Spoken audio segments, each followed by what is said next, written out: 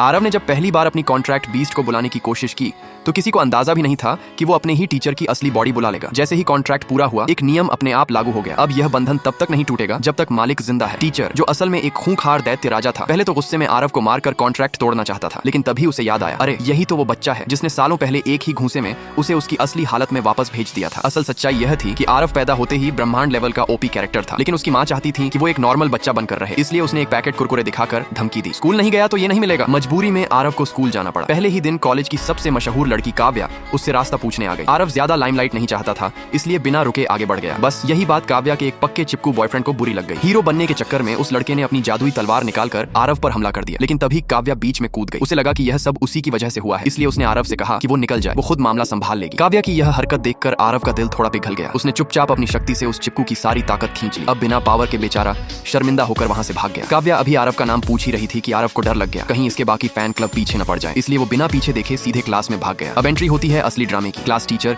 जो असल में दैत्य राजा था, पहले ही दिन सबको आदेश देता है 50 किलोमीटर के अंदर की कोई भी आत्मा या दैत्य बुलाओ, जितना खतरनाक उतने ज्यादा नंबर। बाकी स्टूडेंट्स ने जैसे तैसे छोटे मोटे भूत और गली के लेवल के दैत्य बुला लिए, लेकिन आरव चुप बैठा रहा। टीचर को गुस्सा आ गया, क्या तुझे स्कूल से निकलवाना पड़ेगा? मजबूरी में आरव ने हल्की सी शक्ति इस्तेमाल की और अगले ही पल पूरा क्लास हिल गया। सामने खड़ा था टीचर का असली रूप, और उससे भी बुरा, वो अब आरव का पालतू दैत्य बन चुका था। दैत्य राजा को यकीन ही नहीं हो रहा था कि वो, जिसने बड़े बड़े योद्धाओं को धूल चटाई थी, आज एक बच्चे का पालतू बन गया। गुस्से में वो आरव को मारने ही वाला था। क्लास के बच्चे डर के मारे सीधे प्रिंसिपल के पास भागे। उधर पूरा स्कूल अलर्ट मोड में आ गया। हर ताकतवर योद्धा लड़ाई के लिए तैयार था। इसी बीच दैत्य राजा को आरव की असली पहचान समझ आ गई। वही बच्चा जिसने सालों पहले उसे सबक सिखाया था। अब आरव ने भी मास्क उतार दिया। उसने शांत लेकिन खतरनाक आवाज